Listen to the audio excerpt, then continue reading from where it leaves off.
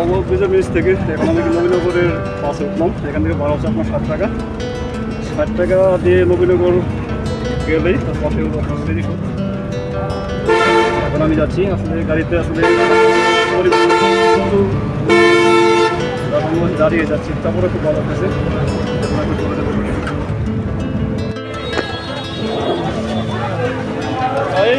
আজকে আমি রয়েছি ঢাকা জেলার সাভার উপজেলার জাতীয় স্মৃতিসৌধের সামনেই। আমার সামনে রয়েছে জাতীয় স্মৃতিসৌধের 2 নম্বর গেট। এই গেটে আমি এখন জাতীয় স্মৃতিসৌধে প্রবেশ করছি। আজকে 27 শুক্রবার ছুটির দিন, পরিমাণ রয়েছে এবং হাঁটতে হাঁটতে স্মৃতিসৌধের ভিতরের দিকে যাচ্ছি। দেখেন আমি এখন রাস্তা দিয়ে হেঁটে হেঁটে স্মৃতিসৌধের দিকে যাচ্ছি, যেখানে স্মৃতিসৌধের মূল ফটকটা রয়েছে সেই দিকে। পরিমাণ খুব কল্পনা করতে পারবেন না, মানুষের কিন্তু উপচে পড়া ভিড়। দেখেন রাস্তার চারপাশে ভিউটা খুবই সুন্দর, একদম প্রত্যেকটা ন্যাচারাল, খুব সুন্দর একটা পরিবেশ। পাশে সবাই খুব বৃদ্ধি করতেছে। আমি এখন হাসতে হাসতে স্তম্ভ দিকে যাচ্ছি, যেখানে স্মৃতিস্তম্ভটি রয়েছে। জাতীয় স্মৃতিসৌধ 1978 সালে শহীদ প্রেসিডেন্ট জিয়াউর রহমান প্রথম এটি নির্মাণ করার উদ্যোগ গ্রহণ করেন।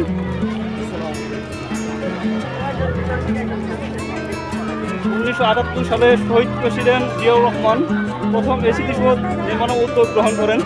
পরবর্তীতে 1979 সালে এই স্মৃতিসৌধের কাজ শুরু হয় এবং 1983 সালে এই স্মৃতিসৌধের কাজ শেষ হয়। তো আমি এখন স্মৃতিসৌধের দিকে যাচ্ছি, যেখানে মূল ফটকটি রয়েছে। এটা দেখেন কত মানুষ আজকে রয়েছে এখানে ঘুরতে এসেছে তারা। আসলে শহরে কর্মব্যস্ত জীবন ছেড়ে আপনারা কিন্তু আসতে পারেন এই জাতীয় স্মৃতিসৌধে। তো আমি যাচ্ছি যেখানে মূল ফটকটা রয়েছে। দেখেন তারপরে কিন্তু গাছপালা, পরিবেশটা খুবই একটা দারুণ পরিবেশ। আর যেখানে মূল স্তম্ভটি আমি এখন সেদিকেই দেখছি, যে দেখেন কত মানুষ, খুবই ভিড়। আসলেই দেখেন এখানে একটি অডিটোরিয়াম রয়েছে, যে মানুষ এখানে যেখানে উঠে। দেখেন আমি তার উপরে এখন উঠলাম। দেখেন মূল যে স্তম্ভটা আমার কাছ থেকে আরো অনেক দূরে, আমি এখন সেদিকেই যাচ্ছি। কি পরিমাণ মানুষ আজকে, আমি হাঁটতে হাঁটতে এখন স্তম্ভে দেখে যাচ্ছি। এই স্তম্ভটি শহীদ মাইনুল হোসেন 1978 সালে সাধারণী নকশার বিরুদ্ধে শহীদ মাইনুল হোসেনের যে নকশাটা সেটি সর্বসম্মত করে গৃহীত হয়। তারপর 1982 সালে এই স্মৃতিসৌধের বিজয় দিবসের আগে নির্মাণ কাজ শেষ হয়। আসলে দেখেন ওই যে মূল যে স্মৃতিস্তম্ভটি রয়েছে, আমি এখন সেদিকেই যাচ্ছি। ওইদিকে মানুষের প্রচণ্ড ভিড়, মানে এত ভিড় হলে যাওয়াটা খুব কঠিন। সময়টাও খুব একটা বেশি নেই, যেহেতু সকাল 10টা থেকে বিকাল 5টা পর্যন্ত খোলা থাকে। আপনারা যারা এখানে ঘুরতে আসতেছেন, আসলে এখানে ঘুরতে হলে কোনো প্রবেশ ফি দিতে হয় না, একদম ফ্রি টিকিট আপনারা ঘুরতে পারবেন। সকাল 10টা থেকে বিকেল 5টা পর্যন্ত এটা খোলা থাকে। সাভারের স্মৃতিসৌধ বাংলাদেশের ইতিহাসের অন্যতম ধারক এবং বাহক, যে স্মৃতিসৌধের সাথে জড়িয়ে আছে বাঙালির ইতিহাস, ঐতিহ্য, ভালোবাসা এবং অনেক আবেগ। আমি এখন যাচ্ছি সেদিকেই, যেখানে মূল স্তম্ভটি রয়েছে। যে 7টি স্তম্ভ রয়েছে, এই স্তম্ভর সাথে জড়িয়েছে এক একটি ইতিহাস। 1952 সালের ভাষা আন্দোলন, 1954 যুক্তফ্রন্ট, 1956 সালের শাসনতন্ত্র, 1962 সালের শিক্ষা আন্দোলন, 1966 6 দফা, 1969 গণ অভ্যুত্থান এবং 1971 মহান মুক্তিযুদ্ধ। এই 7টা ঘটনাকে কেন্দ্র করে মূলত নির্মাণ করা হয়েছে। দেখেন আমি এখন স্তম্ভের যে 7টি ফলক রয়েছে সেদিকেই যাচ্ছি। পরিমাণ মানুষ আজকে এখানে এসেছে। দেখেন মূল স্তম্ভের সামনে একটি লেক রয়েছে, লেকের পাশ দিয়ে কিন্তু রাস্তা চলে গেছে একদম সেই স্তম্ভের কাছে। আমি এখন সেই স্তম্ভে দেখে আপনাদের দেখানোর চেষ্টা করতেছি। শীতের দিনে কিন্তু প্রচুর ভিড় থাকে, অন্যান্য দিনগুলোতে একটা ভিড় থাকে না। দেখেন আসলে বিদেশি রাষ্ট্রপ্রধানরা আসলে সাধারণত এই স্মৃতিসৌধে তাদের গাঢ় অনার বা শ্রদ্ধা নিবেদন করা হয়। দেখেন আমি এখন স্তম্ভের দিকে যাচ্ছি, যে 7টা ফলক আপনারা দেখতে পাচ্ছেন। মূল স্মৃতিস্তম্ভটির উচ্চতা হচ্ছে 45 মিটার বা 150 ফুট। প্রতিটি স্তম্ভই কিন্তু একটি ছোট থেকে আস্তে আস্তে বড় স্তম্ভই।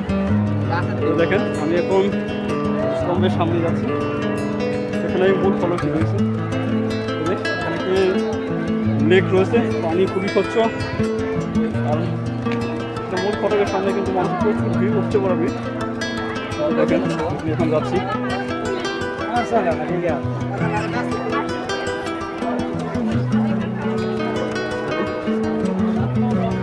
আমার সামনে এখন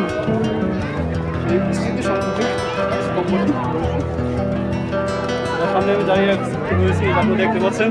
আসলে মূল স্মৃতিস্তম্ভটির যেখানে অবস্থিত, এখানে মূল জায়গা হচ্ছে 34 একর। তাছাড়া মূল স্মৃতিস্তম্ভের মূল আয়তন হচ্ছে 84 একর। দেখেন চারপাশের ভিউটা খুবই সুন্দর, মানুষ খুবই ভালো লাগতেছে এরকম একটা পরিবেশে ঘুরতে। দেখেন আমি এখন স্তম্ভের দিকে যাচ্ছি, খুবই সুন্দর। আমার মনে হচ্ছে স্তম্ভের কাছে আমি না যাই তাহলে আমার যে আশা সেটাই মনে হয় ব্যর্থ হয়ে যাবে। যার জন্যই আমি স্তম্ভের দিকে যাচ্ছি।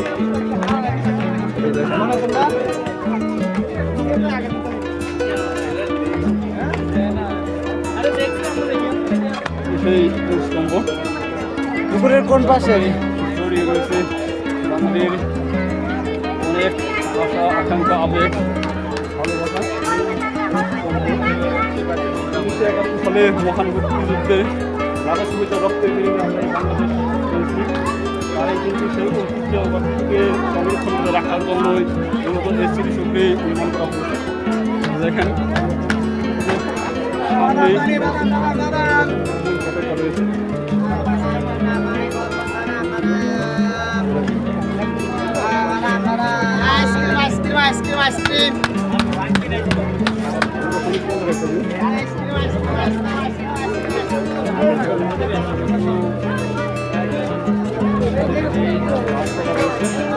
পরিবেশ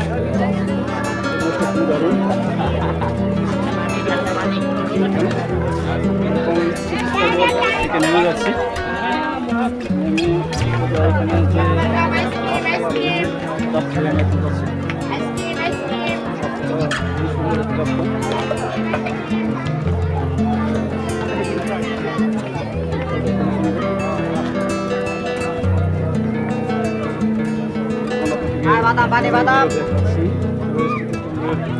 যে জায়গাটি রাস্তা এখান মূল ফটক থেকে এখন আমি ঘুরতে ঘুরতে উদ্যান রয়েছে, সবুজ বৃক্ষ যে রয়েছে সেদিকে যাচ্ছে।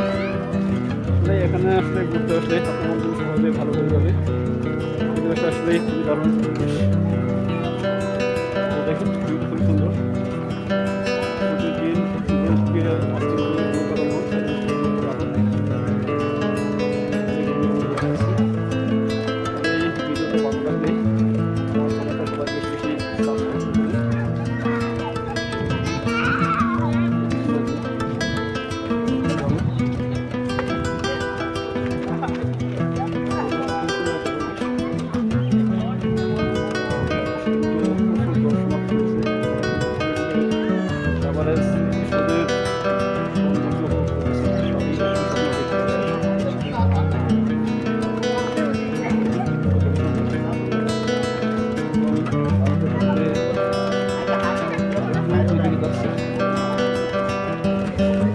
সামনেই একটা লেক রয়েছে, সেই লেকের দিকে আমি যাচ্ছি।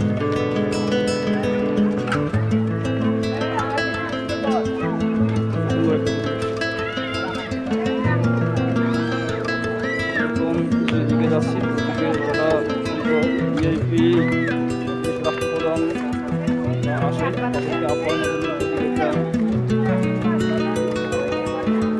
রয়েছে, সেদিকে আমি এখন যাবো, দেখাবো। আমি এখন লেকের দিকে যাচ্ছি।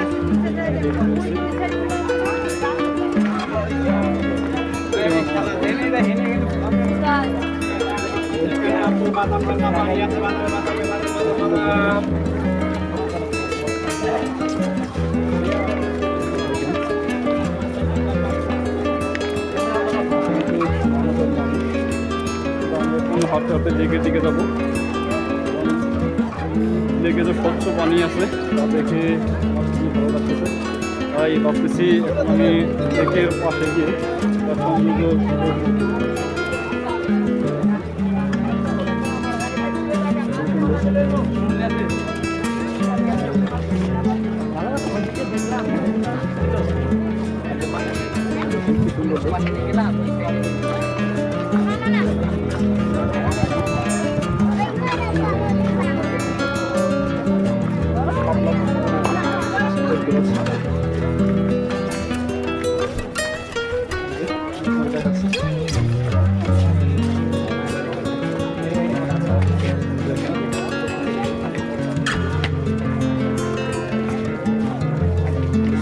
চারপাশে শুধু মানুষের মানুষ। ভিতর দিয়েই ঘুরে ঘুরে আমি আপনাদের শহরের জায়গাগুলো আপনাদের দেখানোর চেষ্টা করতেছি। দেখেন প্রচুর ভিড়, সময় খুব একটা বেশি নেই, 5টার ভিতরে যেহেতু বন্ধ হয়ে যাবে। আমি আসছি একটু ওয়েট করে, একটু যানজট ছিল।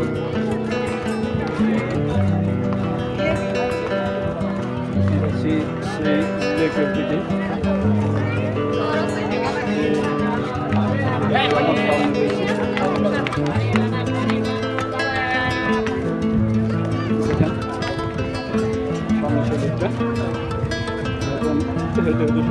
লেকের দিকে যাচ্ছি।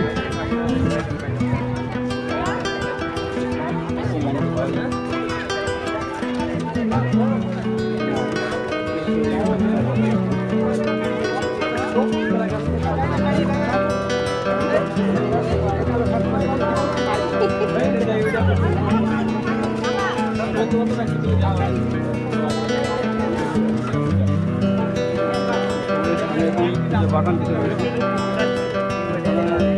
রাষ্ট্রপ্রধান যারা তারা ওনার তারা এখানে বৃক্ষরোপণ করেন। আমি যেমন আপনাদেরকে সেখানে ফাইন্যান্স কেরিয়ার একটি বৃক্ষ মালদ্বীপের মহামান্য রাষ্ট্রপতি ওনার আমল তিনি গাছ রোপণ করেছিলেন। তিনি বড় হয়ে গেছে। আসলে অন্যান্য যে সকল রাষ্ট্রপ্রধান এসেছিলেন তারা কিন্তু এখানে তাদের স্মৃতি রক্ষার্থে বিভিন্ন ধরনের গাছ রোপণ করেছেন। সেই গাছগুলো কিন্তু আমরা বড় করেছি। পরিবেশটা খুব সুন্দর। প্রত্যেকটা দেশের যে রাষ্ট্রপ্রধান যে গাছগুলো আপনারা রোপণ করেছে কিন্তু সাইনবোর্ড দেওয়া আছে, তারা প্রশাসনিক গাছ রোপণ করেছেন। পাশে কিন্তু সেই লেকটা দেখেন সুন্দর লেকটা দেখতেছি।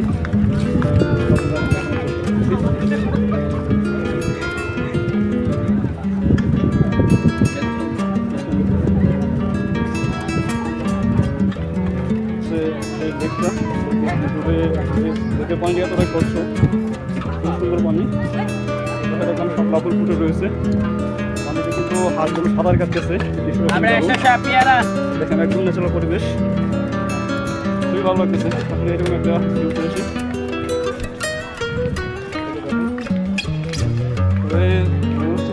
যত বড় এখানে ঘুরতে হলে কিন্তু আপনাকে কমপক্ষে এক দুগুলো সময় নিয়ে আসতে হবে, অল্প সময় এসে ঘুরা কিন্তু সম্ভব না।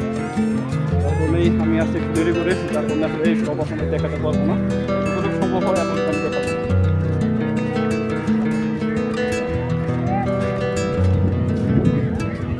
এখানে একটা বৃত্তের মতো রয়েছে, যার পাশ দিয়ে মানুষ একটু হাঁটতে পারে। পাশ দিয়ে কিন্তু এখন যাচ্ছে। আমার মনে হচ্ছে সাভারের এসে মনে হয় একটু বাংলাদেশের ভিতরে ঢুকে গেছি। পরিবেশ, প্রাকৃতিক সৌন্দর্য এতটাই আমাকে মুগ্ধ করেছে আপনাকে ভাষা বোঝাতে পারবো। চারপাশে সবুজ গাছপালা আর খুব সুন্দর কাটুনিতে সম্পূর্ণভাবে কিন্তু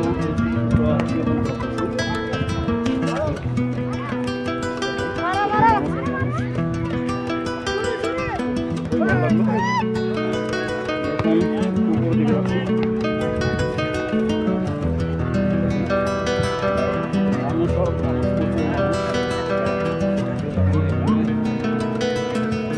আমি যেটা আপনাদের দেখালাম এখন একটা বিমান রানওয়ে করে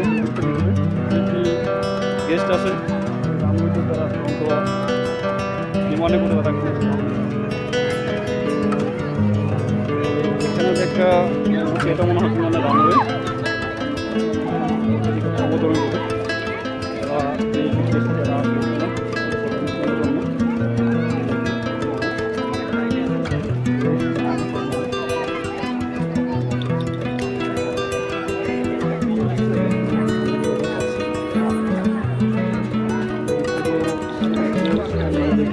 হয়ে গেছে সবাই কত সুন্দর